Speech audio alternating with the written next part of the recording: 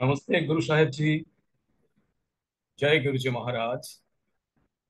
শুক্রানা গুরুজি মহারাজ দা multilingual সেবাদার দল উপস্থিত সমস্ত সঙ্গতকে অনুরাগী ভক্তকে আন্তরিক স্বাগত জানাই, সবাইকে প্রণিপাত। যোগী কথামৃত পাঠক্রম অনুসরণে আজকের অনুষ্ঠানে আমরা প্রথমেই পাঠ করবার চেষ্টা করব পরিচ্ছেদ 41 দাক্ষিণাত্য ভ্রমণ, এবং সময় যদি আমাদের হাতে থাকে তাহলে পরের পরিচ্ছেদ গুরুর সঙ্গে শেষ কয়েকদিন। আজকের এই পাঠক্রমে অংশ নিচ্ছেন নন্দিতা সরকার আন্টি। আমি নন্দিতা সরকার আন্টিকে অনুরোধ করছি আপনি নিজেকে আনমিউট করে আহ আজকের পাঠক্রম শুরু করুন।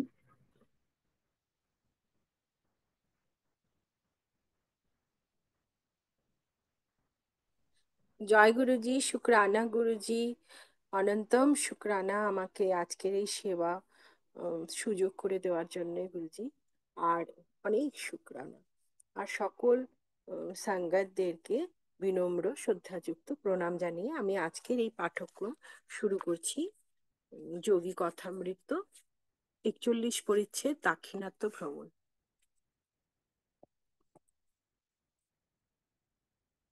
তুমি হচ্ছে প্রথম সাহেব দিক যে এ পর্যন্ত এই তীর্থস্থানে ঢুকতে পেরেছে, আর সকলে বৃথাই চেষ্টা করে মরেছে। কথাগুলো শুনে মিস্টার রাইট একটু চমকে উঠল, তারপর খুশিও হলো। দক্ষিণ ভারতের মহীশূর রাজ্যে পাহাড়ের উপর পরম রমণীয় চামুণ্ডী দেবীর মন্দির থেকে তখন আমরা সবেমাত্র বেরিয়ে এসে মহীশূর রাজপরিবারের কুলদেবী চামুণ্ডী চামুণ্ডী দেবীর মন্দির দর্শন করতে গিয়েছি। স্বর্ণ ও রৌপ্য খচিত সিংহাসনের উপর দেবী আসীন। আমরা সকলে প্রণাম করলাম। কতগুলি প্রসাদী নির্মাল্য সযত্নে গুছিয়ে রেখে রাইট সাহেব বলল, আমার এই অভূতপূর্ণ সম্মান লাভের স্মৃতিচিহ্ন স্বরূপে পুরোহিতের দেওয়া এই গোলাপ জল মিশ্রিত এই গোলাপ পাপড়ি কটি আমি চিরকাল সযত্নে রেখে দেব। 1935 সালের নভেম্বর মাসটা আমি ও আমার সঙ্গী মহীশূর রাজ্যের অতিথি হয়েছিলাম। মহারাজার উত্তরাধিকারী মহামান্য যুবরাজ স্যার শ্রী কান্তিরাভ নরসিংহরাজ ওয়াদিয়ার তার রাজ্যে শিক্ষা ও উন্নতি বিস্তার পরিদর্শনের জন্য আমার সেক্রেটারি ও আমাকে আমন্ত্রণ করেছিলেন। গত পক্ষকাল মধ্যে আমাকে টাউন হলো, মহারাজার কলেজ, ইউনিভার্সিটি, মেডিকেল স্কুল প্রভৃতি বিভিন্ন স্থানে অসংখ্য শহরবাসী আর ছাত্রদের সামনে বক্তৃতা দিতে হয়। ব্যাঙ্গালোরের national high school, intermediate college আর চেট্টি টাউন হলে 3টে বিরাট সভায় বক্তৃতা দিতে হয়েছিল। চেট্টি টাউন হলে 3000-এর উপর লোক সমাগম হয়। আমেরিকার যে উজ্জ্বল চিত্র আমি অঙ্কিত করেছিলাম তাতে আগ্রহশীল শ্রোতৃবর্গের কোনো উৎসাহ ছিল কিনা তা আমার জানা নেই, কিন্তু যখনই উল্লেখ করেছি যে পূর্ব পশ্চিমের যা কিছু সুন্দর, যা কিছু শ্রেয় ও প্রেয়, তার পারস্পরিক আদান প্রদানে উভয়ই উপকৃত হবে, তখনই করতালধ্বনি ধ্বনি প্রবল হয়ে উঠত। রাইট সাহেব আর আমি দুজনে মিলে যেখানে শান্তি আর আরামে দিন সেখানে শান্তি ও আরামে দিন কাটাচ্ছি। রাইট রাইট সাহেবের ভ্রমণের দিনলিপি থেকে তার মহীশূর সম্বন্ধে যা ধারণা তা এখানে উদ্ধৃত হলো। আকাশের সদা পরিবর্তনশীল বিস্তৃত চিত্রপটের এক প্রান্ত হতে অপর প্রান্ত পর্যন্ত প্রায় অন্যমনস্ক ভাবে দৃষ্টি সংলগ্ন করে বহু আনন্দোদ্বেল মুহূর্ত অতিবাহিত হয়েছে। কেননা ভগবানের তুলি স্পর্শে যে রঙের আবির্ভাব হয় তাতে থাকে নবীন প্রাণের স্পন্দন। মানুষ যখন কেবলমাত্র পিগমেন্টের রং দিয়ে তার অনুকরণ করতে চায়, তখন সেই রঙের লালিমা, লালিত্য, তার গরিমা সবই হারিয়ে যায়। কারণ ভগবান কাজে লাগান অত্যন্ত সাদাসিধে আর ফলপ্রসূ মাধ্যম। তেলও নয়, রঙও নয়, তা হচ্ছে আলোর কিরণ। মেঘের কোণে একটু আলোর ছোপ লাগিয়ে দিলেন, দাঁড়িয়ে গেল সেটা সিঁদুরের মতন। আবার একটু তুলি বুলিয়ে দিলেন। বদলে হয়ে গেল সেটা কমলা লেবু থেকে সোনালি। ঘন মসি কৃষ্ণবর্ণ মেঘের বুকে অস্তগামী সূর্যের শেষ রশ্মি রেখা বুক ফুঁড়ে বেরিয়ে এসেছে, যেন মেঘের বুক থেকে এক ঝলক রক্ত তীব্র বেগে বেরিয়ে আসছে। সকাল সন্ধ্যায় তার এই লীলা চলছে, চির নতুন, চির পরিবর্তনশীল, চির সজীব। এর মধ্যে কোনো প্রতিলিপি নেই, নেই কোনো দৃশ্যপট বা রঙের পৌনঃপুনিকতা।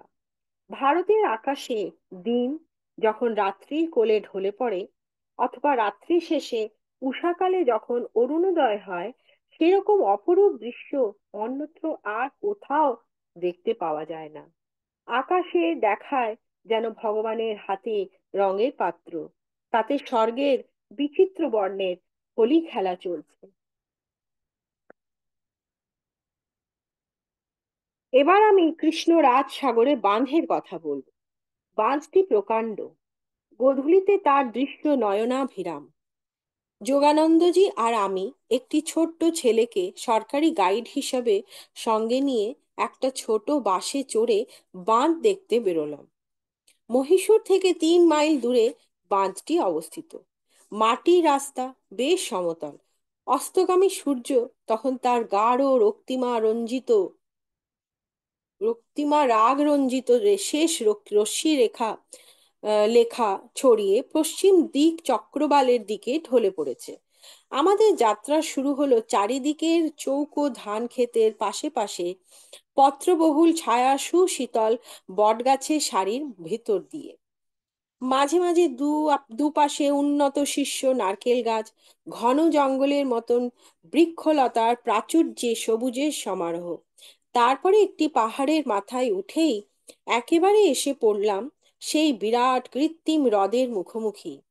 নক্ষত্র ও তাল গাছ আর অন্যান্য সব গাছের ছায়া জলে প্রতিফলিত।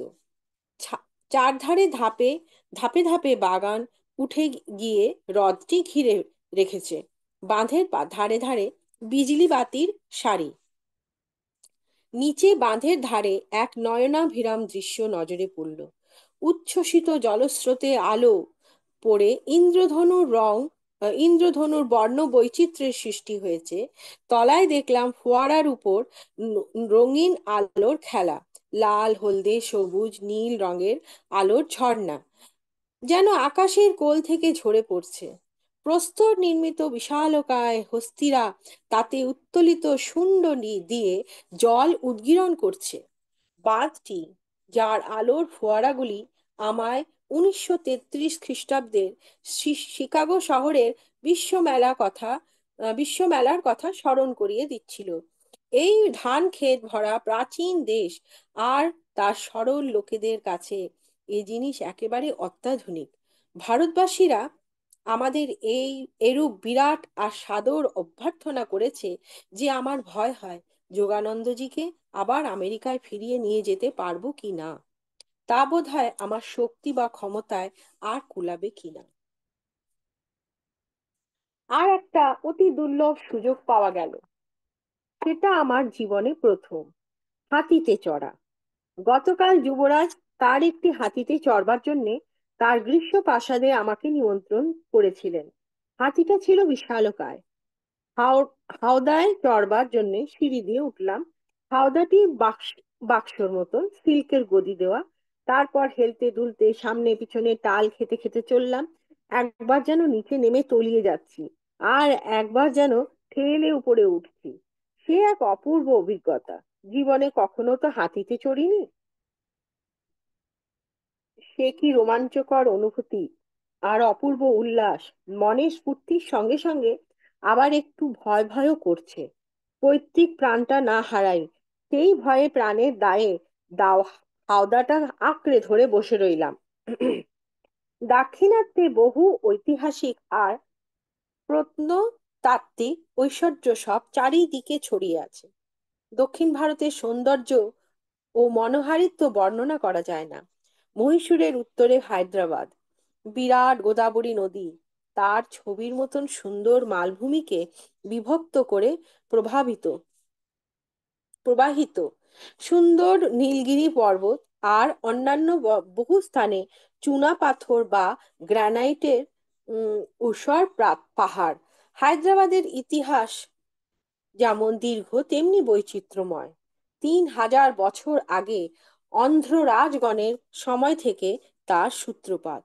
1294 সাল পর্যন্ত তা হিন্দু রাজগণের অধীনে ছিল, পরবর্তীকালে মুসলমান শাসকগণের অধীনে চলে যায়। স্থাপত্য, ভাস্কর্য আর চিত্রশিল্পে সারা ভারতবর্ষের মধ্যে সর্বাপেক্ষা বিস্ময়জনক অপূর্ব নিদর্শনের একমাত্র সমাবেশ একমাত্র প্রাচীন পর্বত খোদিত ইলোরা আর অজন্তা গুহাতেই দেখতে পাওয়া যায়। ইলোরার কৈলাস গুহা একখণ্ড প্রকাণ্ড প্রস্তরে খোদিত মন্দির, তাতে নানা দেব দেবী নরনারী পশু পক্ষীর বিশাল সব মন্দির। মাইকেল অ্যাঞ্জেলোর মূর্তির মতন অজন্তায় 5টি আনন্দ শোভিত মন্দির আর 25টি নির্জন মঠ আছে, সবই পাথরে খোদিত। প্রাচীর চিত্রের কাজ করা উম বিশাল বিশাল থামের উপরে দাঁড়িয়ে, যেগুলিকে শিল্পী ও ভাস্কর তাদের প্রতিভার চিরস্মরণীয় করে তুলেছে। হায়দ্রাবাদ শহরে আছে ওসমানিয়া বিশ্ববিদ্যালয় এবং মক্কা মসজিদের বিরাট হরমাবলি। মসজিদে 10,000 মুসলমান একত্রে বসে নমাজে যোগদান করতে পারে। মহীশূর রাজা সমুদ্রপৃষ্ঠ হতে 3000 ফুট উচ্চে অবস্থিত। মহীশূর রাজ্য সমুদ্রপৃষ্ঠ হতে 3000 ফুট উচ্চে অবস্থিত। চারিদিকে ক্রান্তীয় ঘন জঙ্গল, বন্য হস্তি, বাইসন, ভাল্লুক, প্যান্থার, বাঘ প্রভৃতির আবাসভূমি। এই দুটি প্রধান শহর মহীশূর আর ব্যাঙ্গালোর বেশ পরিষ্কার পরিচ্ছন্ন ও নয়নাভিরাম। এখানে আছে বহু সুন্দর সুন্দর বাগান আর সাধারণের ভ্রমণের জন্য উদ্যান। একাদশ শতাব্দী হতে 50 শতাব্দী পর্যন্ত হিন্দু রাজগণের পৃষ্ঠপোষকতায় মহীশূরের হিন্দু স্থাপত্য শিল্প ও ভাস্কর্যের চরমতম উন্নতি সাধিত হয়। একাদশ শতাব্দীর ভাস্কর্য শিল্পের অন্যতম নিদর্শন বেলুড়ের মন্দির। রাজা বিষ্ণুবর্ধনের সময় তার নির্মাণ কার্য সমাপ্ত হয়। সূক্ষ্ম কারুকার্য আর সমৃদ্ধ কল্পনার জগতে যা অতুলনীয়। মহীশূরের উত্তরাংশে যে সব শিলালিপি পাওয়া গিয়েছে তা খ্রিস্টপূর্ব 3য় শতকের। সেগুলি সম্রাট অশোকের স্মৃতিকে জাগ্রত করে, যার বিশাল সাম্রাজ্যের অন্তর্গত ছিল ভারত, আফগানিস্তান ও বালুচিস্তান। বিভিন্ন ভাষা উৎকীর্ণ অশোকের শিলা অনুশাসনের তৎকালীন ব্যাপক শিক্ষা প্রসারের পরিচয় বহন করে। ত্রয়োদশ শিলালিপিতে যুদ্ধের নিন্দা করা হয়েছে। ধর্মের জয় ছাড়া অন্য কিছুতেই সত্যকার জয় নেই। দশম শিলালিপিতে লিখিত আছে, রাজার প্রকৃত গৌরব নির্ভর করে তার প্রজাগণের নৈতিক উন্নতি লাভের পথে সাহায্য করার উপর।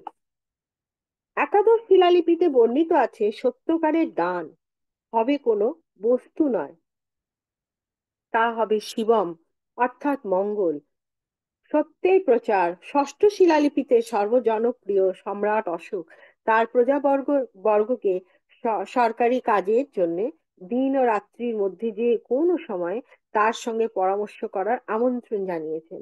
তাতে আরো লেখা আছে যে তার রাজ্য কর্তব্য সকল বিশ্বস্তভাবে পালন করে তিনি এই রূপে তার স্বদেশবাসীর কাছে তার ঋণ থেকে মুক্তি লাভ করেছেন। অশোক ছিলেন সেই দুর্ধর্ষ মৌর্য সম্রাট চন্দ্রগুপ্তের পৌত্র, যিনি মহাবীর আলেকজান্ডার কর্তৃক ভারতে রক্ষিত সৈন্যদলকে বিধ্বস্ত করেন এবং 305 খ্রিস্টাব্দ পূর্বাব্দে সেলিউকাস পরিচালিত ম্যাসিডেনিয়ান সৈন্যদের পরাজিত করেন। তারপরে চন্দ্রগুপ্ত গ্রিক দূত মেগাস্থিনিসকে পাটলিপুত্রের রাজসভায় সম্বর্ধিত করেন। এই মেগাস্থিনিসই তার সময়ের সমৃদ্ধ ও উন্নতিশীল ভারতবর্ষের বিশাল সুনিপুণভাবে লিখে রেখে গিয়েছেন। ভারতবর্ষের বিবরণ সুনিপুণভাবে রেখে দিয়েছেন।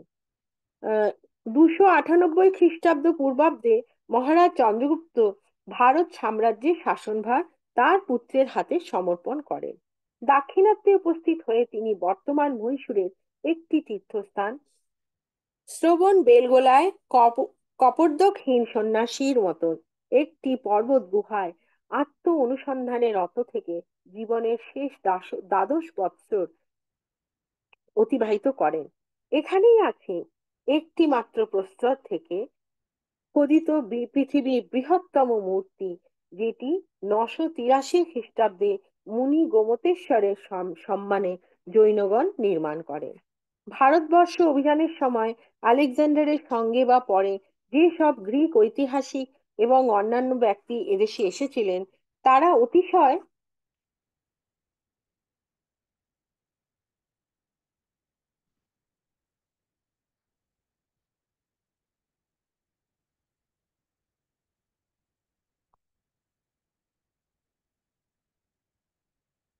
কৌতূহলোদ্দীপক নানা ঘটনাবলী পুঙ্খানুপুঙ্খ রূপে লিপিবদ্ধ করে গেছেন। অ্যারিয়ান, ডিওডোরস, প্লুটার্ক আর ভৌগোলিক স্ট্রাবের লেখা বিবরণ ডাক্তার জে.ডব্লিউ. ম্যাকক্রিন্ডল সাহেব অনুবাদ করেছেন প্রাচীন ভারতের ইতিহাস, যা ইতিহাসের ওপর যা গভীর আলোকপাত করে। আলেকজান্ডারের নিষ্ফল আক্রমণের সর্বাপেক্ষা উল্লেখযোগ্য ব্যাপার হচ্ছে তার হিন্দু দর্শনশাস্ত্র, যোগী ও সাধু সন্ন্যাসীদের সম্বন্ধে গভীর আগ্রহ প্রদর্শন, যাদের সঙ্গে মধ্যে মধ্যে তিনি সাক্ষাৎ করতেন এবং যাদের সঙ্গ তিনি সাগ্রহে কামনা করতেন। উত্তর ভারতে তক্ষশিলা আক্রমণের অব্যবহিত পরেই তিনি ওয়ান সিক্রিটাস নামে ডায়োজেনিসের হেলেনিক মতাবলম্বী এক শিষ্যকে দূত স্বরূপে তক্ষশিলার সন্ন্যাসী প্রবর দণ্ডামিসকে আনবার জন্য প্রেরণ করেন। ওয়ান সিক্রেটাস দণ্ডামিসকে তার আরণ্যম আশ্রমে খুঁজে বার করে বললেন, নমস্তে হে ব্রাহ্মণ গুরু, সর্বশক্তিমান ঈশ্বর জিউসের পুত্র আলেকজান্ডার, যিনি পৃথিবীর সকল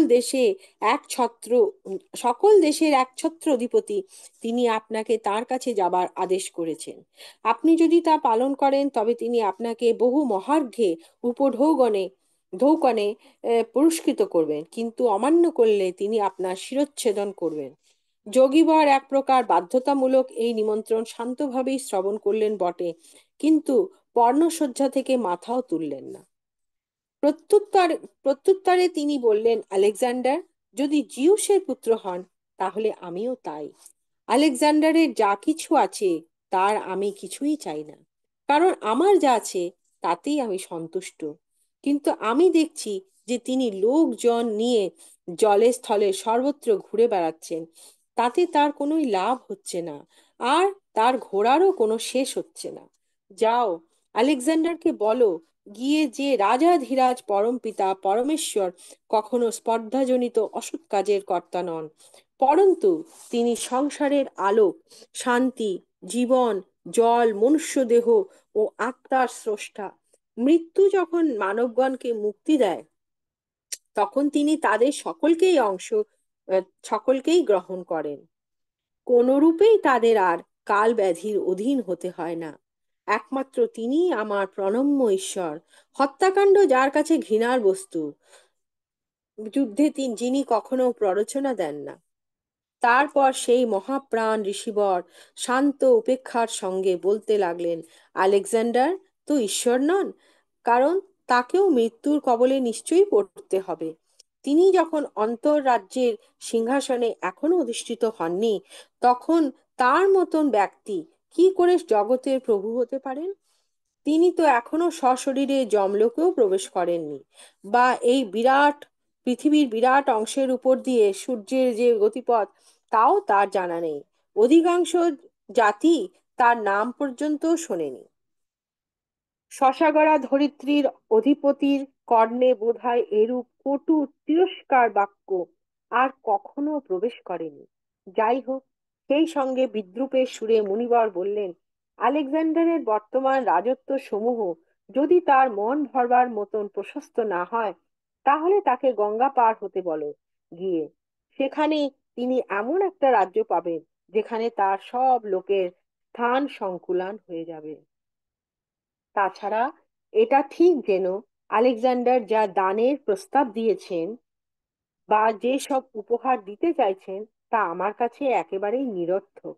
যেসব জিনিস আমি সত্যিই চাই আর যা সব আমার পক্ষে বাস্তবিক গ্রহণযোগ্য, তা হচ্ছে এই বৃক্ষতল যা আমার আশ্রয়, এই সব ফলন্ত গাছ যা আমার দৈনিক আহার যোগায়, আর জল যা আমার তৃষ্ণা নিবারণ করে। এছাড়া যে সমস্ত জিনিস অতি কষ্টে আর দুশ্চিন্তায় সংগ্রহ করতে হয়, তা যা তারা উম, তা যারা করে তাদের পক্ষে তো ধ্বংসেরই কারণ হয়, আর সেসব অজ্ঞানী লোকেদের ক্লেশ ও বিপাকের কারণ হয়, তাদের দুঃখ আর অশান্তিই ডেকে আনে। আমি এই পত্র শয্যায় শয়ন করি, আর পাহারা দেবার জন্য কিছু না থাকাতে পরম শান্তিতে ঘুমোতে পারি। পক্ষান্তরে নজর রাখবার মতন যে মূল্যবান যদি কিছু আমার থাকতো, তাহলে ঘুম তো আমার তখনই চলে যেত। মা যেমন শিশুকে দুগ্ধ দান করে, তেমনি আবার সেই ধরিত্রী মাতা আমায় তেমনি আমার এই ধরিত্রী মাতা আমায় সব কিছুই দিয়ে থাকেন। বিষয় চিন্তা না থাকাতে যেখানে খুশি আমি যেতে পারি। আলেকজান্ডার, আমার মস্তক ছেদন করলেও আমার আত্মার তো বিনাশ সাধন করতে পারবে না। আমার মাথাটি তখন নীরব হয়েই পড়ে থাকবে, একটা ছিন্ন বস্ত্রখণ্ডের মতোই আমার শরীরটাও এই পৃথিবীতে পড়ে থাকবে, যেখান থেকে এর উপাদান সব সংগৃহীত হয়েছে, এর সৃষ্টি হয়েছিল। তারপর আমি আত্মা রূপে আবার ভগবানের কাছে গিয়ে পৌঁছাবো, আমার ভগবানের কাছে গিয়ে পৌঁছাবো, যিনি আমাদের সকলকে রক্ত মাংসের দেহে বন্দি করে এ পৃথিবীতে পাঠিয়েছেন এই প্রমাণ করতে যে আমরা এখানে নেমে এসে তার শাসন মেনে চলতে পারি কিনা। আর যখন আমরা এখান থেকে তার সামনে গিয়ে হাজির হব, তখন তাকে আমাদের জীবনের সকল কাজেরই কৈফিয়ত দিতে হবে, কেননা তিনি হচ্ছেন সকল প্রকার অন্যায় কাজের একমাত্র বিচারক। তার এমনি বিচার যে অত্যাচারীদের মর্মন্তুদ উম যন্ত্রণাই শেষে অত্যাচারী শাস্তি হয়ে দাঁড়ায়। অতএব আলেকজান্ডার কেবল তাদেরকেই এই সব বলে ভয় দেখান যাদের ঐশ্বর্যের বাসনা আছে, যারা মৃত্যুকে ভয় করে। ব্রাহ্মণদের বিরুদ্ধে তার অস্ত্রশস্ত্রের কোনো শক্তিই নেই। আমরা কাঞ্চনের মায়া করি না বা আমাদের মৃত্যু ভয়ও নাই।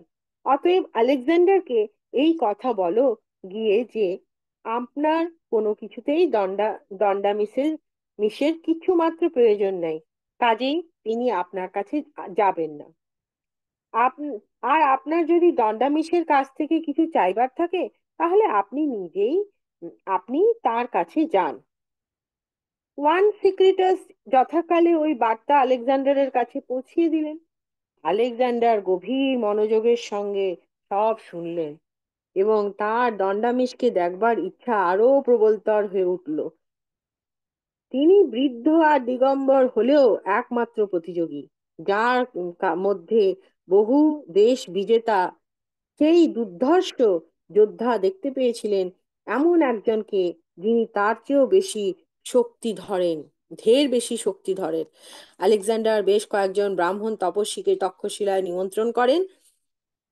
তার দার্শনিক প্রশ্নের জ্ঞান গর্ভ সমাধানে পারদর্শী ছিলেন তারা।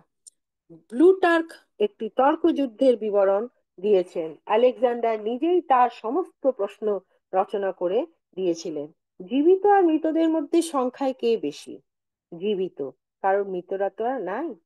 প্রাণীরা কোথায় বেশি জন্মায়, সমুদ্রে না ভূমিতে? ভূমিতে, কারণ সমুদ্র ভূমিরই একটা অংশ। পশুদের মধ্যে সর্বাপেক্ষা চতুর কোনটি, যার সঙ্গে মানুষের এখনো পরিচয় ঘটেনি? মানুষ অজানাকেই বেশি ভয় পায়। আগে কোনটা ছিল, দিন নাকি রাত? একদিন আগে বলেই দিন আগে ছিল। এই উত্তরে আলেকজান্ডার বিস্ময় প্রকাশ করেন। তাতে ব্রাহ্মণটি বলেন, অসম্ভব প্রশ্নের অসম্ভব জবাব দিতে হয়। সর্বোৎকৃষ্ট কি উপায়ে একজন মানুষ নিজেকে সকলের প্রিয় পাত্র করে তুলতে পারে? মানুষ সকলের প্রিয় পাত্র হয় যদি সে বিরাট শক্তিধর হয়েও কারোরই ভয়ের কারণ না হয়। মানুষ কি দেবতা হতে পারে? মানুষের পক্ষে যা করা অসম্ভব তাই করে। জীবন আর মৃত্যুর মধ্যে কে বেশি শক্তিশালী? জীবন। কারণ এ কত দুঃখ কষ্ট আর অমঙ্গল সহ্য করতে পারে। আলেকজান্ডার তার গুরুরূপে একজন প্রকৃত যোগীকে ভারতবর্ষ থেকে নিয়ে যেতে সমর্থ হন। এই ব্যক্তি কল্যাণ স্বামী স্পাইনাস নামে পরিচিত। গ্রিকরা যাকে কালানস বলে সম্বোধন করত। মুনিবার আলেকজান্ডারের সঙ্গে পারস্য দেশে গমন করেন। একটি নির্দিষ্ট দিনে পারস্য দেশে সুসা নামক স্থানে তিনি সমস্ত ম্যাসিডোনিয়ান সৈন্যদলের সমক্ষে তার জরাজীর্ণ দেহ নিয়ে জ্বলন্ত চিতায় প্রবেশ করে নিজেকে অগ্নিতে আহুতি দেন। ঐতিহাসিকেরা বর্ণনা করে গেছেন যে উক্ত যোগী বরের কোনরূপ যন্ত্রণা বা মৃত্যুর ভয় না দেখে সমস্ত সৈন্যেরা বিস্ময়ে একেবারে স্তম্ভিত হয়ে যায়। তিনি চিতাগ্নিতে দগ্ধ হবার সময় একবারও স্থানচ্যুত হননি। চিতায় প্রবেশ করবার পূর্বে কালানস তার বহু অন্তরঙ্গ সঙ্গী সাথীদের আলিঙ্গন করেন, কিন্তু আলেকজান্ডারের কাছ থেকে বিদায় গ্রহণে বিরত থাকেন। তাকে সেই হিন্দু ঋষি কেবলমাত্র একটি কথাই বলেন, যে শীঘ্রই তোমার সঙ্গে ব্যাবিলনে সাক্ষাৎ হবে।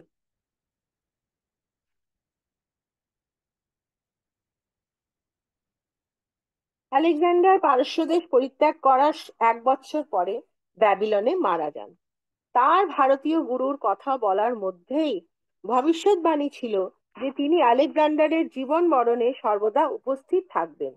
গ্রিক ঐতিহাসিকেরা ভারতীয় সমাজের বিষয়ে বহু প্রত্যক্ষ আর আগ্রহোদ্দীপক বিবরণ দিয়ে গেছেন।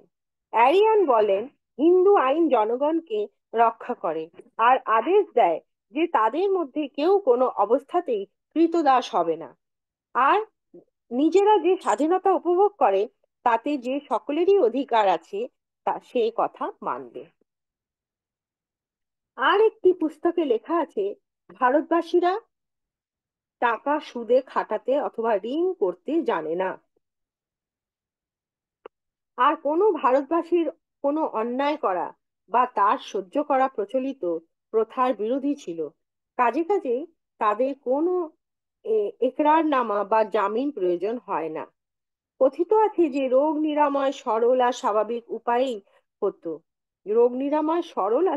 উপায়েই হতো। ঔষধ প্রদান অপেক্ষা পথ্য নিয়ন্ত্রণের রোগ মুক্তির ব্যবস্থা ছিল। ঔষধ হিসাবে মলম আর পুলটি সেরি আদর ছিল বেশি। ঔষধ হিসাবে মলম আর পুলটিসেরই আদর ছিল বেশি। অন্য সবকিছুই অপকারক বলে বিবেচিত হতো। যুদ্ধ ব্যবসা ক্ষত্রিয় বর্ণের মধ্যেই সীমাবদ্ধ ছিল। শত্রুরাও ভূমিতে কর্ষণরত কোনো কৃষকের উপর আপতিত হয়ে তার কোনো ক্ষতি সাধন করবে না, কারণ এই শ্রেণীর লোকেরা জনসাধারণের মঙ্গলকারী বলে বিবেচিত হয়ে সকল প্রকার আঘাত হতে রক্ষিত হতো। ভূমিও এই রকমের অত্যাচারের হাত এড়িয়ে গিয়ে প্রচুর শস্য উৎপাদন করে। জীবনকে উপভোগ্য করবার সব রকম উপকরণ অধিবাসী বৃন্দকে যোগায়। মহীশূরের প্রায় সর্বত্র ছড়ানো তীর্থস্থানগুলি থেকে দক্ষিণ ভারতের বহু প্রখ্যাত সাধু সন্তদের পরিচয় জানা যায়। এই সব সাধু সন্তদের মধ্যে থায়ু মানবর নামে এক এই অপূর্ব উদ্দীপন পনাময়ী কবিতাটি লিখেছে। দমন করিতে পারো প্রমত্ত বারণ, আর রক্ষ শার্দুলের বদন বেদন। পশুরাজ সিংহ পরি করি আরোহণ, কাল ও সর্প সাথে ক্রীড়া তুচ্ছ করি প্রাণ। রসায়ন বলে তব জীবিকা অর্জন, ছদ্মবেশে ভ্রমিবারে পার পৃথ্বীময়।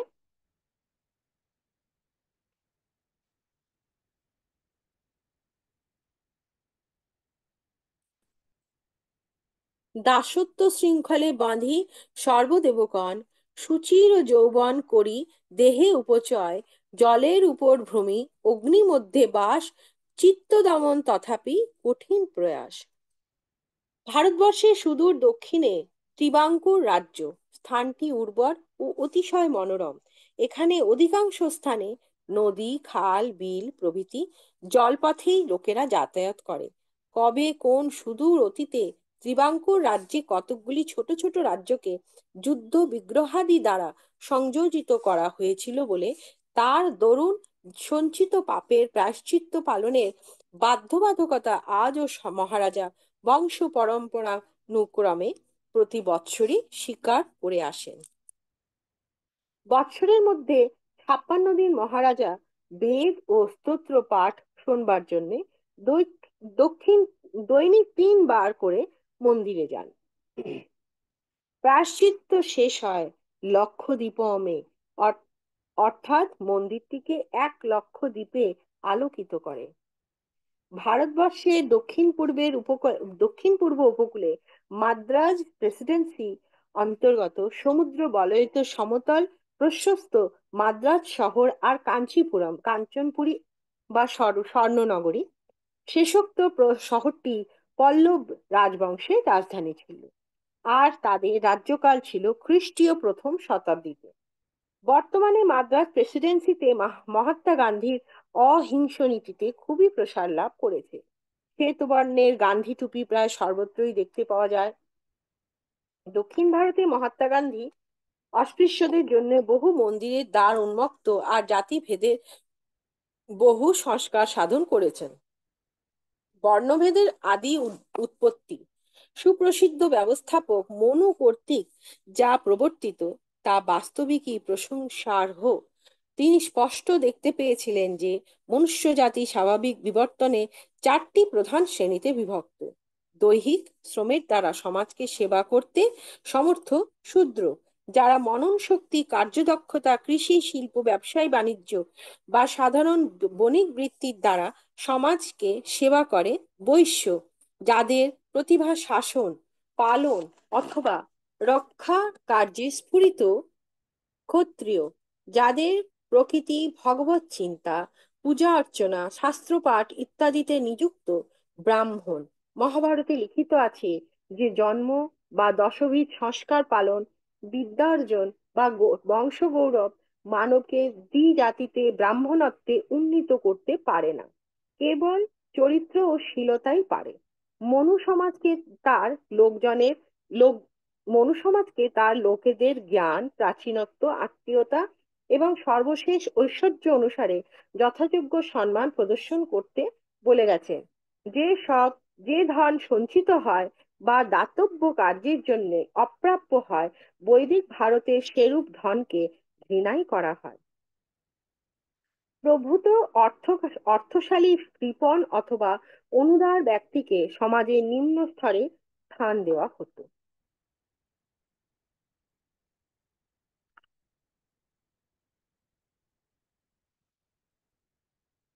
গুরুতর অমঙ্গল দেখা দিল তখন যখন জাতিভেদের প্রথা শতাব্দীর পর শতাব্দী বংশক্রমে পালিত হয়ে সুদৃঢ় আকার ধারণ করলো। 1947 সালে স্বাধীনতা লাভ করে ভারত জাতিভেদের প্রাচীন অর্থ, যা জন্মের উপর নয় একমাত্র স্বাভাবিক গুণকর্ম বিভাগের উপরেই প্রতিষ্ঠিত, তা পুনঃ প্রবর্তনের জন্য ধীর অথচ নিশ্চিতভাবে চেষ্টা করে চলেছে। পৃথিবীর সকল জাতির মধ্যেই সুনির্দিষ্ট দুঃখজনক কর্মফল আছে, আর তাদের বা সযত্নে দূর করবার ব্যবস্থাও করতে হয়। ভারতবর্ষ তার অদম্য উৎসাহ আর বহুমুখী প্রচেষ্টার দ্বারা জাতিভেদ দূরীকরণ কার্যে নিজের যোগ্যতা প্রদর্শন করতে সমর্থ হবে। দক্ষিণ ভারত এতই চিত্তাকর্ষক স্থান যে রাইট সাহেব আর আমি আমাদের ভ্রমণ আরো দীর্ঘতর করবার জন্য উৎসুক হয়ে উঠলাম, কিন্তু সময়ের অল্পতাবশত আমাদের আতিথ্য গ্রহণ আর বেশি দিন বিলম্বিত করতে পারা গেল না। শীঘ্রই আমাকে কলকাতা বিশ্ববিদ্যালয়ে ভারতীয় দর্শন কংগ্রেসের শেষ অধিবেশনে বক্তৃতা দিতে যেতে হবে। মহীশূর ভ্রমণের শেষে ইন্ডিয়ান একাডেমি অফ সায়েন্সের সভাপতি স্যার সিভি রামানের সঙ্গে আমার আলাপের সুযোগ হয়েছিল। এই জগৎ বিখ্যাত হিন্দু পদার্থবিদকে নোবেল পুরস্কারে ভূষিত করা হয় 1930 সালে। আলোক বিচ্ছুরণ সংক্রান্ত তার গুরুত্বপূর্ণ আবিষ্কার, যা রামান এফেক্টস নামে পরিচিত, তারই জন্য তাকে ওই পুরস্কার দেওয়া হয়। আমাদের মাদ্রাজি উম, বন্ধু ও ছাত্রদের কাছ থেকে নিতান্ত অনিচ্ছা সত্ত্বেও বিদায় গ্রহণ করে আমরা আবার পরিভ্রমণে বেরিয়ে পড়লাম। মধ্যপথে আমরা সদাশিব ব্রাহ্মণের স্মৃতিপুত একটি ক্ষুদ্র তীর্থে নামলাম দর্শনের জন্য। অষ্টাদশ শতাব্দীতে এর জীবন কথা নানা অলৌকিক ঘটনায় পূর্ণ। নেরুর নাম স্থানে আরেকটি বৃহত্তর সদাশিব তীর্থ আছে, পুডুকোট্টাই। এই রাজা এটি নির্মাণ করে দেন। এখানে দৈব শক্তি বলে রোগ মুক্তির জন্য বহু তীর্থযাত্রীর সমাবেশ হয়। বংশ পরম্পরাক্রমে পুডুকোট্টাই রাজগণ শাসন কার্যে রত রাজার জন্য রাজ্য পরিচালনা বিষয়ে 1750 খ্রিস্টাব্দে সদাশিব কর্তৃক লিখিত উম, কতকগুলি ধর্মোপদেশ আজও পরম পবিত্র বলে সযত্নে পালন করে থাকেন। দক্ষিণ ভারতে গ্রামবাসীদের মধ্যে পূর্ণ জ্ঞানী পরম প্রিয় সদাশিব সম্বন্ধে বহু অদ্ভুত অদ্ভুত গল্প এখনো প্রচলিত আছে। কাবেরী নদীর তীরে একদিন এক সমাধিমগ্ন অবস্থায় তার বন্যার জলে ভেসে যেতে দেখা গেল। তাকে সমাধিমগ্ন অবস্থায় হঠাৎ বন্যার জলে ভেসে যেতে দেখা গেল। সপ্তাহ কতক বাদে দেখা গেল যে তিনি কোয়েম্বাটোর জেলার করুমুডি নামে এক স্থানে তিনি মাটির ঢিপির তলায় গভীরভাবে চাপা পড়ে রয়েছেন। গ্রামবাসীরা ফুঁড়ে বার করবার সময় কোদালের আঘাত তার গায়ে লাগাতে তার সমাধি ভঙ্গ হলো। তখনই তিনি উঠে পড়ে তাড়াতাড়ি সেই স্থান পরিত্যাগ করে চলে যান।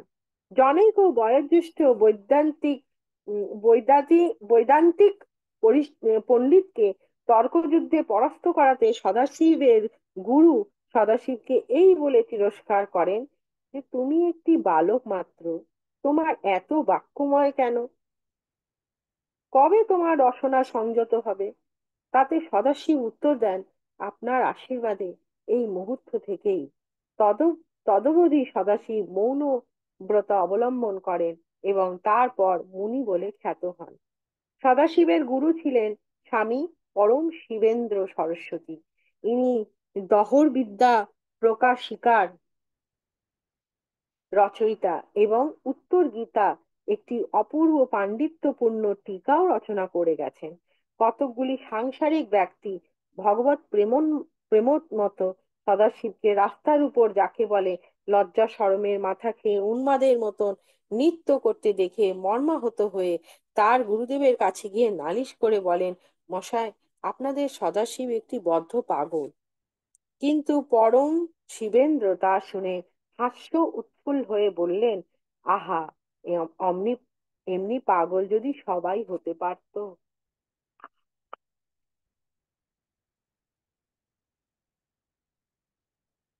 এখন বাড়ি ফেরে কি করে? সারা রাস্তাটি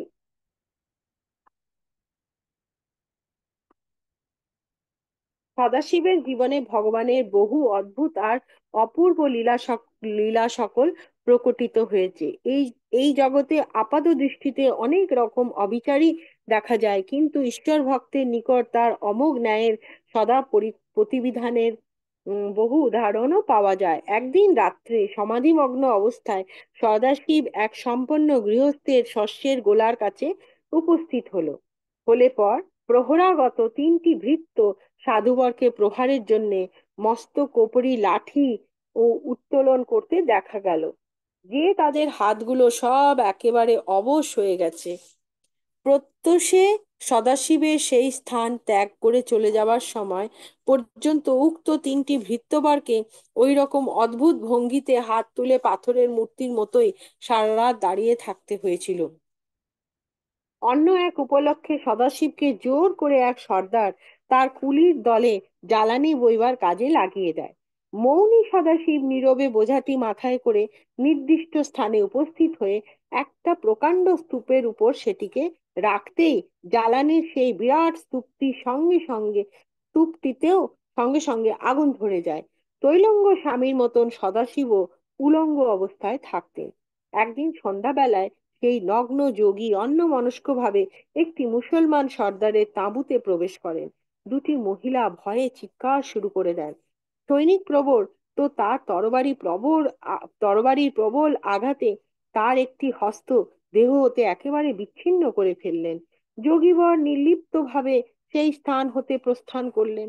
ভয় আর অনুতাপে দগ্ধ হয়ে সেই মুসলমান সর্দার ছিন্ন হস্তটি মেঝে থেকে তুলে নিয়ে তার পিছনে পিছনে ছুটলেন।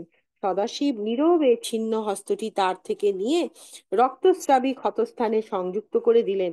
আঘাতের আর কোনো চিহ্নই রইল না। মুসলমান যোদ্ধাটি তখন সশ্রদ্র চিত্তে ও ভক্তি অবনত হয়ে হৃদয়ে তার কাছ থেকে কিছু আধ্যাত্মিক উপদেশ চাইলেন। সদাশিব তখন বালুকার উপর অঙ্গুলি দ্বারা নিম্নলিখিত কয়েকটি কথা লিখে দেন। তুমি যা করতে চাও তা করো না, তাহলে তোমার যা ইচ্ছে হবে তাই করতে পারবে। এই উপদেশ লাভ করে মুসলমান সর্দারের মনে এক অপূর্ব পবিত্র ভাবের উদয় হলো। সেই সাধুটির অদ্ভুত ভাবের উপদেশ উপদেশ হৃদয়ঙ্গম করে বুঝলো যে অহংভাবের দমনেই তা আত্মার মুক্তি। সামান্য কথা কয়টিতে এতদূর আধ্যাত্মিক শক্তি নিহিত ছিল যে তার বলেই সেই সর্দারটি ক্রমে তার একজন উপযুক্ত শিষ্যে পরিণত হয়েছিল। পূর্বজীবনের সঙ্গে তার আর কোনো সম্পর্কই রইল না। গ্রামের ছেলেরা একদিন সদাশিবের কাছে গিয়ে জানায় যে তাদের বড়ই ইচ্ছে মাদুরায় তখন যে ধর্ম উৎসব আর মেলা চলছে সেটা তারা দেখে আসে। মাদুরা সেখান থেকে 150 মাইল দূরে, 150 মাইল দূরে।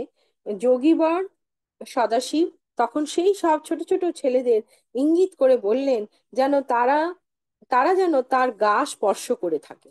আশ্চর্য! মুহূর্ত মধ্যে গোটা দলটি মাদুরায় গিয়ে উপস্থিত। ছেলেগুলো ভারী স্ফূর্তিতে হাজার হাজার তীর্থযাত্রীদের সঙ্গে খুব আমোদেই খানিকক্ষণ বেরিয়ে বেড়ালো। তারপর ঘন্টা কতক বাদে তিনি আবার ওইভাবে অতি সহজেই তাদের বাড়ি ফিরিয়ে আনলেন। বিস্ময়ে স্তম্ভিত সেই সব ছেলেদের পিতামাতারা সেখানকার প্রতিমা, শোভাযাত্রা প্রভৃতি প্রত্যক্ষ বর্ণনা তাদের কাছ থেকে শুনলো। আর তারা দেখে আশ্চর্য হয়ে গেল যে অনেক ছেলের হাতে তখনও মাদুরার নানা রকম মিষ্টি রয়েছে। এক অবিশ্বাসী ছোকরার কিন্তু সাধুটি আর তার এই অদ্ভুত ঘটনাটির কথা কিছুতেই বিশ্বাস হলো না। উল্টে সে ঠাট্টা মশকরা আরম্ভ করলো। এর পরের বারে শ্রীরঙ্গমে অনুষ্ঠিত উৎসবে সে সদাশিবের কাছে হাজির হয়ে বেশ একটু টিটকিরি দিয়ে বলল, প্রভু, সেবারে যেমন ছেলেদের মাদুরায় নিয়ে গিয়েছিলেন, আমায় আমায়ও আজ তেমনি করে শ্রীরঙ্গমের মেলায় নিয়ে চলুন না। সদাশিব কি আর করেন, তেমনি করে সেই ছোকরাটিকে শ্রীরঙ্গম নিয়ে গিয়ে ফেললেন। ছোকরাটি সেই মুহূর্তে দেখলো যে শ্রীরঙ্গমে শহরের লোকজনদের মধ্যে ঘুরে ফিরে বেড়াচ্ছে। কিন্তু ফেরবার যখন তার সময় হলো তখন সে আর সদাশিবকে খুঁজেই পেল না। এখন উপায়? এখন আর বাড়ি ফেরে কি করে? সারা রাস্তাটি হেঁটে আধমরা হয়ে তবে বাছাধনকে বাড়ি ফিরে আসতে হয়েছিল। দাক্ষিণাত্য ত্যাগ করার আগে শ্রী রমন মহর্ষির সঙ্গে সাক্ষাৎ করার উদ্দেশ্যে রাইট সাহেব এবং আমি তিরুভান্নামালাইয়ের কাছে অরুণাচলের পুণ্যময় পর্বতে তীর্থযাত্রা করি। সেই মহান তপস্বী তার আশ্রমে আমাদের সাদর অভ্যর্থনা জানান এবং নিকটে রক্ষিত ইস্ট ওয়েস্ট পত্রিকার স্তূপের প্রতি আমাদের দৃষ্টি আকর্ষণ করেন।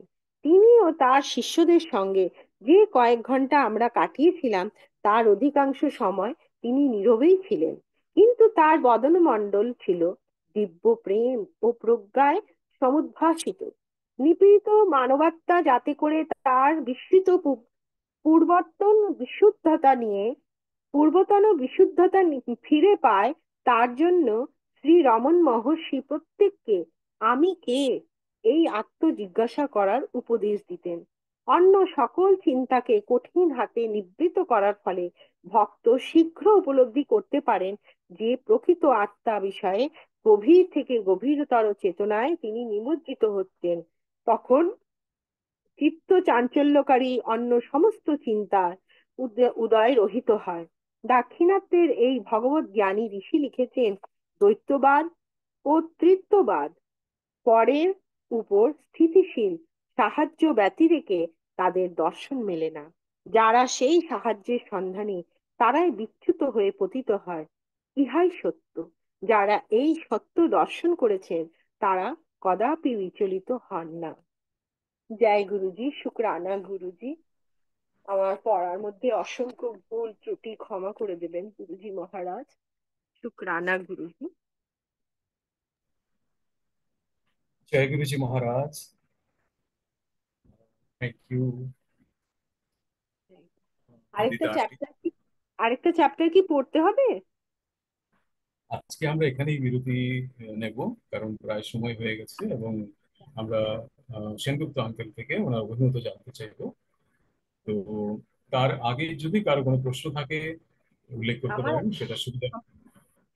আমার একটা ছোট্ট মনে একটা প্রশ্ন এসেছে, যে এই যে গুরুদেব আলেকজান্ডারের যে গুরুদেবকে উনি নিয়ে গেছিলেন, উনি আহ, উনি শেষকালে এরকম নিজের কি বলে অগ্নিতে কেন নিজেকে করলেন, নিবেদন করলেন কেন? আত্মহত্যা বলতে গেলে এটা একরকম। উম না, অ্যাকচুয়ালি যারা যোগী হয় তারা, এটা আত্মহত্যা নয়। ম্যাক্সিমাম যোগী নিজের দেহ নিজেরা ছাড়তে পারে, এই শক্তি যোগীদের আছে। তো এটা আত্মহত্যা বলা, আত্মহনন হয় যখন বলা হয়, যখন ডিপ্রেশন এবং মানুষ পালিয়ে যাওয়ার জন্য নিজেকে ক্ষতি করে, সেটা হচ্ছে আত্মহত্যা। এবং আত্মহত্যা মায়াতে হয়। হ্যাঁ, কোনো নানা বিভিন্ন ডিপ্রেশন থেকে বিভিন্ন মায়া তৈরি হয়, তার থেকে লোকে আত্মহনন করে এবং সে কোনো কষ্টে আছে যার থেকে ও পরিত্রাণ চায়। আহ, সেটাকে সহ্য না করতে পেরে, সেটা হচ্ছে আত্মহত্যা। আর এখানে যেটা হচ্ছে সেটা আত্মহত্যা নয়। এনারা জীবন তো একদিন শেষ হবে। আর এখন যেটা হয় যে সাধারণ মানুষ তার জীবনের শেষটা সে জানতে পারে না। কিন্তু যোগীরা তার জীবনের শেষ যখন হবে তখন সে সেটা তার আহ, অনুভূতি পায়, ইন্ডিকেশন পায়। সে জানে আমি আমার দেহ কালকে আমি আমার দেহ ছেড়ে চলে যাব, which is a natural cause. কালকে আমার শেষ দিন পৃথিবীতে। আমি চাই বা না চাই, তো সেখানে আহ মৃত্যু মানুষের কি করে হয়, এটা একটা খুব সুন্দর ব্যাপার আছে। জেনারেলি হয় যেটা, যে জন্য দেখবেন যে মৃত্যুকালে যার সমাধি হয়নি, সে যখন, যেটাকে আমরা অ্যাকচুয়ালি যমরাজ বলে তো কোনো মানুষ হয় না বা কোনো রকম দৈত্য হয় না। মৃত্যুকাল যখন হয়, ঠিক মৃত্যু সন্ধিক্ষণে মানুষ তখন বুঝতে পারে যে এবার আমার দেহ, আত্মাকে তখন তার দেহটাকে ছেড়ে যেতে হয়। সে তখন বুঝতে পারে যে এবার আমাকে এই দেহটা ছাড়তে হবে। সে যখন সেই মুহূর্তে থাকে, তার তো সাধনা নেই। সেই আত্মাটা সেই মুহূর্তে যেই মানে ঘরে থাকে, সেই ঘর থেকে সে বেরোতে চায় না। কিন্তু প্রকৃতির নিয়মে সেই ঘর আর থাকার মতো নয়, সেই ঘরটাকে তাকে ছেড়ে যেতে হবে। তখন মানুষ শেষ সময় প্রচন্ড ভয় পায়। কারণ সে তখন ওই শক্তিটাকে দেখতে পাচ্ছে, যেই শক্তিটা দেখার তার নিজস্ব শক্তি নেই। সে তখন ভয় পেয়ে এদিক ওদিক দিয়ে পালাবার চেষ্টা করে।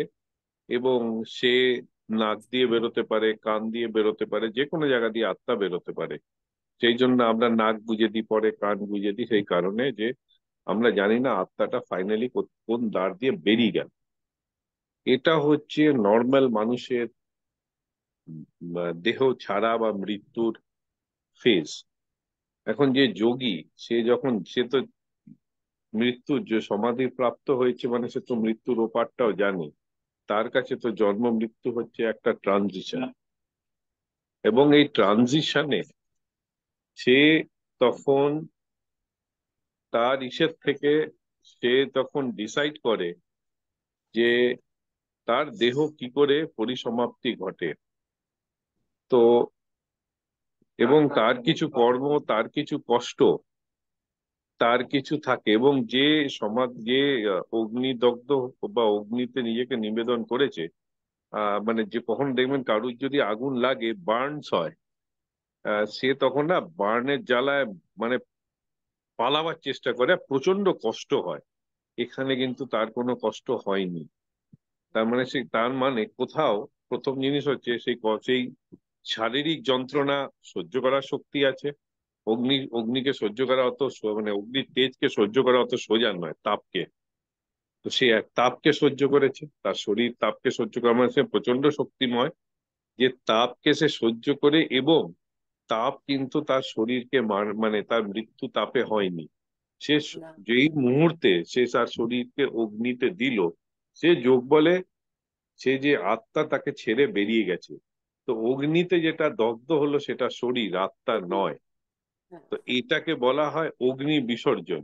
কেউ হ্যাঁ, কেউ স- জলে বিসর্জন দেয়, হ্যাঁ, হ্যাঁ, যাকে বলা হয় সলিল বিসর্জন।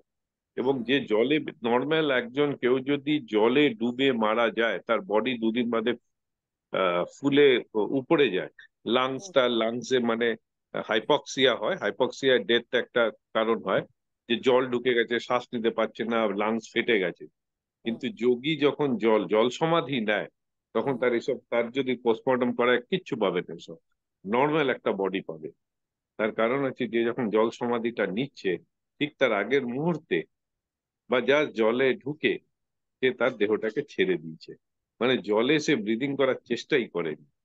তো তখন যেমন তার বডি, তখন যেমন তার শ্রী বডি। রামপ্রসাদ, রামপ্রসাদ হ্যাঁ, ঠাকুর, ঠাকুর রামপ্রসাদ ছিলেন, জল হ্যাঁ, সমাধি নিয়েছিলেন। হ্যাঁ, হ্যাঁ, ঠাকুর রামপ্রসাদ। তো তখন তার বডি যদি তোলে, body normal body.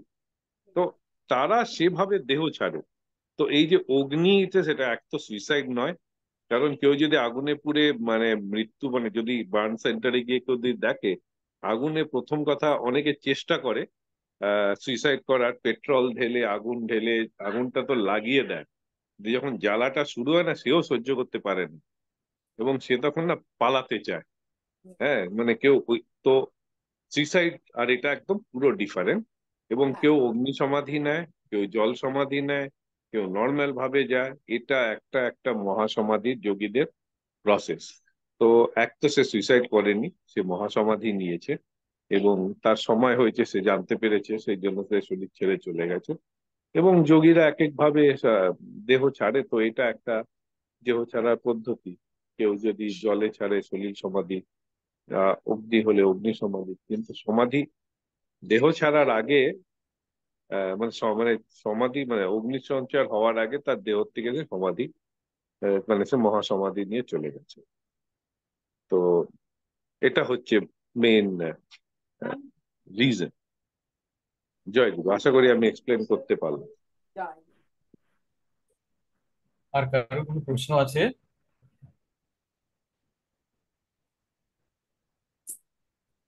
Sengupta uncle, এখানে এই চ্যাপ্টারের মধ্যে যদিও গল্প ছিল, অনেক কিছুই বলা আছে, বাট বেশ সুন্দর সুন্দর, অত্যন্ত গভীর অনুভূতি প্রবণ বিষয়গুলো উত্থাপন করা হয়েছে। তো একটা জায়গাতে যেখানে সদাশিব সরস্বতীর কথা বলতে গিয়ে উনি শেষ জায়গায় যেটাতে বলেছিলেন যে তুমি যা করতে চাও তা করো না, তাহলে তোমার যা ইচ্ছে হবে তাই করতে পারবে। এই কথাটার অনেক আহ, গুরু অর্থ আছে। আমি অনুরোধ করবো আপনাকে এর উপরে যদি একটুখানি আলোকপাত করেন, তারপরে আমরা আজ্ঞা নেবার চেষ্টা করবো। অ্যাকচুয়ালি যে যে যে জিনিসটা হয়, যে থিওরিটা আছে, সেটা হচ্ছে আপনি যদি, আমাদের যদি শরীরের, আহ, আহ, আমি প্রথমে বিজ্ঞান দিয়ে বলবো, তারপর আধ্যাত্মিকতাতে বলবো। আমাদের শরীর মানে হিউম্যান বডি, এর তিনটা পার্ট আছে। একটাকে বলা হয় কারণ শরীর বা ফিজিক্যাল বডি। ফিজিক্যাল বডি মানে হচ্ছে আমাদের স্ট্রাকচার, বডি স্ট্রাকচার। এই বডি স্ট্রাকচারটার মধ্যে সেকেন্ড পার্ট আছে, যেটাকে আমরা বলি আহ, মনোময় কোষ। মনোময় কোষ মানে অ্যাস্ট্রাল বডি। অ্যাস্ট্রাল বডি মানে যে বডিটা, কি বলবো, কনসাসনেস এ যে বডিটা শো করছে। মানে একটা মানুষ, মানে আপনারা নিশ্চয়ই ডেড বডি দেখেছেন। কারো যদি কারো যদি ডেড বডি দেখে থাকেন, তো আপনি দেখতে পাবেন there is a difference, body same, there is a difference between a dead body and the same person which was alive. তার চেহারায়, তার লুকসে, তার তার সবকিছুতে একটা ডিফারেন্স। বডি কিন্তু সেম বডি। মানে 5 মিনিট আগে সে যদি জীবিত ছিল, তার বডিটা কোনো চেঞ্জ হয়নি। তো তো কিন্তু ডেড বডিটা ডিফারেন্ট হয়, এবং সে ডিফারেন্ট দেখতে বলে অনেক নিকটাত্মীয়দের ডেড বডি দেখে অনেকে ভয় পায়। কেন ভয় পায়? তো সেই প্রথম যে জিনিসটা হচ্ছে, তার ভেতরে যে চেতনার শরীর আছে, সেই চেতনার শরীরটা তো চলে গেছে। ফিজিক্যাল শরীরটা আছে, যেটা কিন্তু মানুষ কানেক্ট করে চেতনার শরীরের সঙ্গে। ফিজিক্যাল শরীরটাকে, হ্যাঁ আছে, মানে আফটার অল একটা ফিজিক্যাল শরীর তো লাগবে, তার পিছনে যে চেতনার শরীর আছে, সে চেতনার শরীরের সঙ্গে অ্যাকচুয়ালি মানুষ থাকে। এবং অনেক সময় আমরা সাইকোলজিক্যালি বা এসে বলে থাকি পার্সোনালিটি। সেই চেতনার শরীরটাই কিন্তু তার পার্সোনালিটিটাকে রিফ্লেক্ট করে। হ্যাঁ, বডি তো সেম, বডিতে তো কোনো পার্সোনালিটি হবে না। যেটা পার্সোনালিটি তৈরি হয়, সেটা কনসিয়াস বডি বা চেতনার চেতনার শরীর। আর এই চেতনার যে শরীর আছে, সে বডিটাকে পজেস করে। আর যখন বডিটাকে পজেস করে, তখন একটা পজেসিভ, এবং যে জিনিসটা বলেছি, সেটা হচ্ছে পৃথিবীতে যেটা আছে, একটা ফিক্স, বাকি সব ট্রানজিয়েন্ট।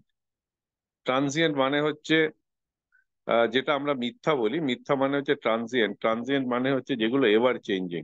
মানে একটা human body is ever changing. সে একদিন বাচ্চা ছিল, সেম বডি, সেম মানুষ। সে যুবক হলো, সেটাও সেম। সে বুড়ো হলো, সেটাও কিন্তু সেম বডি। কিন্তু বডি তো ট্রানজিয়েন্ট হয়ে গেছে। তার ভেতরে তার চেতনাটা সেম, তার আত্মাটা সেম, তার পার্সোনালিটিটা সেম।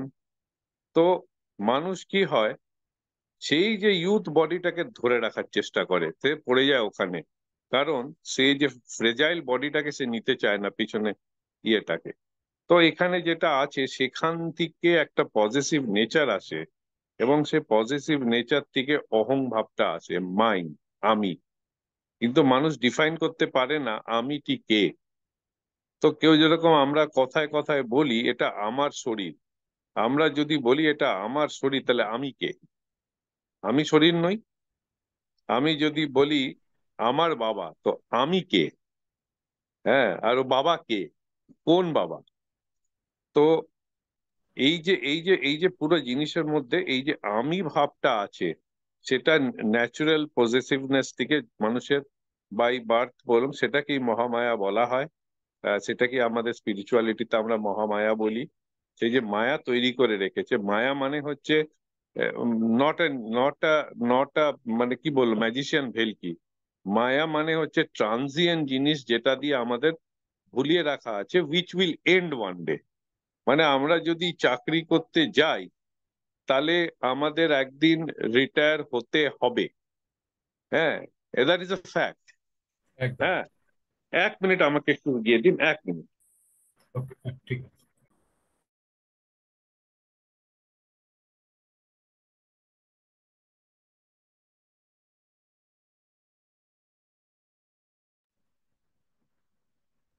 তো তো আহ, এই যে পুরো মায়ার সৃষ্টিটা হয়। হ্যাঁ, কারণ এভরিথিং যেটা it starts has to end. হ্যাঁ, আমাদের লাইফও একদিন এন্ড হবে, যেটা সবচেয়ে বড় ট্রুথ। কিন্তু মানুষ সেটাকে সবচেয়ে বেশি ভয় পায়। কিন্তু ভয় পেলেও তার পালাবার রাস্তা নেই, এন্ড তো হবেই। হ্যাঁ, তো এই যে এভার চেঞ্জিং মায়া, সেখান থেকে আসে আমি বোধ। আর এই আমি বোধ, আমত্ব বোধ, সেইটাকে যদি আমি কোনোভাবে, আমি বড় লোক, আমার পয়সা আছে, আমি, তো এইটাকে যদি কোনোভাবে কাটানো যায়, then you get the nectar, then you get the purity. আর সে পিওরিটিতে কোনো চেঞ্জ নেই। তা আমি যদি এমন একটা জিনিস ধরতে পারি, সেটা কোনো চেঞ্জ নেই, সেটা কনস্ট্যান্ট, তাহলে লাইফ ইজ মাচ ইজিয়ার। তো সেটা হচ্ছে, তো সেটাই ওখানে বলছি, তুমি যদি আমি ইচ্ছা মানে আমিত্বটা যদি ছেড়ে দাও, এবং সেটা সবচেয়ে কঠিন, মানে পুরো সাধনাটা করে কিন্তু সেই আমিত্ব ছাড়ার জন্য। হ্যাঁ, তুমি যদি সেই আমিত্বটা ছেড়ে দাও, তাহলে তোমার তোমার যে তুমি তখন সব পাবে। তার কারণ হচ্ছে ওটা ছেড়ে দিলে তোমার সঙ্গে যে উপরের এনার্জি সোর্সের যে কানেকশন, ওই কানেকশনটা ফ্রি হয়ে গেল। ফ্রি হয়ে গেলে তো তখন সে তো সে তো পুরো পুরো পুরো তোমাকে আপনাকে ধরে নেবে। তো তো তো এটা হচ্ছে সেই উপদেশ বাণী, এবং সেই উপদেশ বাণীর মেন মেন কথা। তো সেই যে ইগো যেটা মানুষের হয়, এই ইগোটাকে যতক্ষণ না আমরা কাটতে পাচ্ছি, তাহলে কোনো নিস্তার নেই। আর ইগোটাকে যদি আমরা কাটতে পারি, তো এভরিথিং ইজ প্লেন। আমার আর মানে যাকে বলা হয়, মানে বুদ্ধিজমে যাকে বলা হয় ইউনিভার্সাল হ্যাপিনেস, যখন কারো কোনো মানে চাওয়া নেই পাওয়া নেই, তখন he is always happy. Otherwise সারা মানুষ দৌড়চ্ছে, আমি এটা পাইনি, ওটা হয়নি, এটা খারাপ, ওটা জিনিসের বুঝছে না, আমি যেটা পেয়েছি, কি পেয়েছি সে তো হিসেবটা করে না। 99% মানুষ হিসেব করে আমি কি পাইনি। That is the source of unhappiness. এবং সেটা এক্সটার্নাল মাইন্ডটা এক্সটার্নাল থাকলে হবে, কিন্তু কেউ যদি যোগ সাধনা করে বা এখানে সাধনা করে, তখন এক্সটার্নাল থেকে মাইন্ডটা যাবে ইন্টারনাল। ইন্টারনাল হলে তুমি তাকে খুঁজে পাবে। তো এটাই হচ্ছে এর ব্যাখ্যা। জয় গুরু। অনেক অনেক ধন্যবাদ সেনগুপ্ত আঙ্কেল, প্রশ্নগুলিকে অত্যন্ত সরলভাবে আমাদের বোধগম্য করে উপস্থাপন করার জন্য। আজকের এই অনুষ্ঠান থেকে আমরা আজ্ঞা নেওয়ার আগে ধন্যবাদ জানাতে চাই গুরুজি মহারাজকে, যার কৃপাতে আমরা প্রতিদিন যেদিন যেদিন আমাদের পাঠ্যক্রম হচ্ছে সেই পাঠ্যক্রম আমরা করতে পারছি। ধন্যবাদ আজকের পাঠে যিনি অংশগ্রহণ করেছেন নন্দিতা সরকার আন্টিকে। ধন্যবাদ যারা অংশগ্রহণ করেছেন সরাসরি আজকের এই অনুষ্ঠানে। ধন্যবাদ সেনগুপ্ত আঙ্কেলকে ওনার গান গম্ভীর মত আমাদের সঙ্গে ব্যক্ত করার জন্য। এবং ধন্যবাদ যারা পরবর্তী সময়ে আমাদের এই রেকর্ডিং শুনে নিজেকে উন্নত করার চেষ্টা করবেন। এই কথাগুলোর সঙ্গে গুরুজি মহারাজ কাছ থেকে আমরা আজকের অনুষ্ঠান শেষ করার জন্য আজ্ঞা নিতে চাই। জয় গুরুজি মহারাজ।